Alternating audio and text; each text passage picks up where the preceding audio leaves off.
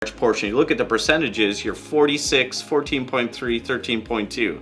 The next three lenses, 2.6, 2.6, and 2.5, and even you can add in the macro at 1, are just kind of like the icing to the cake. It's just a little bit here and there to add just a different perspective. Mostly though, right here, 24, 85, 50. 24, you start to get a little bit of the fisheye effect on the edges compared to the 35. I just personally felt for my shooting needs, if I'm going to go mainly a primary base system, having a 35 and a 50 were just a really close in a focal length, and I wanted to spread that out a little bit. So that's where I ended 2014. Kicking off 2015, I have 2 full years of being a wedding photographer under my belt, so I'm starting to get the hang of this and getting comfortable with my gear. Nope, changing everything up again. This guy came back into the mix, except this is now version 2, my 70-200, looking for just a little bit more reach. There's definitely some ceremony places in our area where you're just going to be incredibly far away from the couple. A lot of older Catholic churches that are very deep and have rules and restrictions on how close you can go. My 135 just wasn't helping me out in those scenarios. So because I added a 70-200 to the mix, it definitely pushed down to 135 quite a bit in use. Now if you notice here, my 16-35 jumped a decent amount, which is interesting. Like, it was really kind of pushed down here, and then all of a sudden it came back a little bit. I actually used my 16-35 a substantially more than my 85. Tilt shifts down to 2%. My macro is kind of at the standard 0.7. So let's pay attention to this lens. This is kind of interesting. Okay, that's how I ended 2015. And now we're in 2016. We're getting pretty close to how I'm shooting now. And you need to be proud of me. This is the very first year from 2015 to 2016 I did not change any of my lenses. My bag actually stayed exactly the same lens-wise. The only difference is I added a 5D4 towards the end of the year. That was released in September. I believe I picked that up very early on. So that became my primary body of usage in September. And the only other change were these were swapped. In 2015, it was like this. 2016, it was like this. And there's not even a substantial difference in the percentage of use. That was my only changes. Everything else as far as usage stayed the same, with the exception again that Canon 16-35 jumped in usage a fair amount again. The year before that, 2015, it was at 4.9 I believe, and this jumped all the way up to 11.9. So it represented a pretty decent jump. And I remember falling in love with this lens again, kind of learning its quirks, learning what makes it work, what doesn't work, learning how to use it, when to use it, the best situations. And once you kind of discovered that, like, I really enjoy using this lens quite a bit now.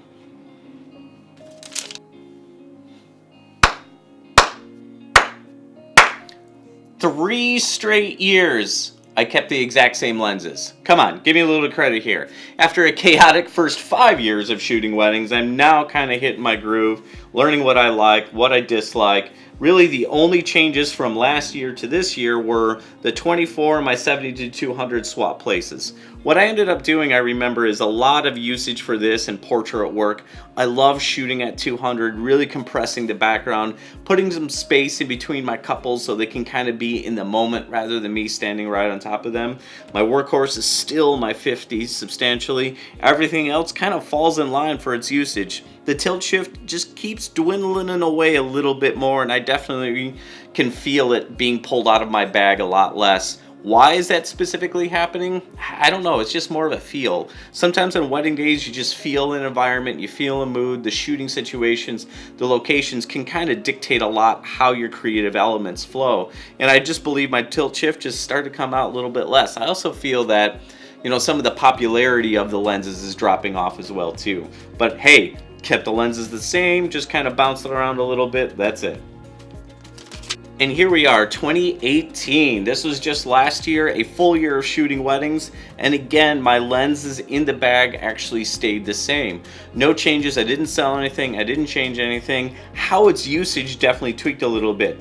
Now again, the 16-35 actually passed my 70-200, became my second most used lens, which if you rewind the clock just a few years earlier, I didn't even want to bring it out of my bag.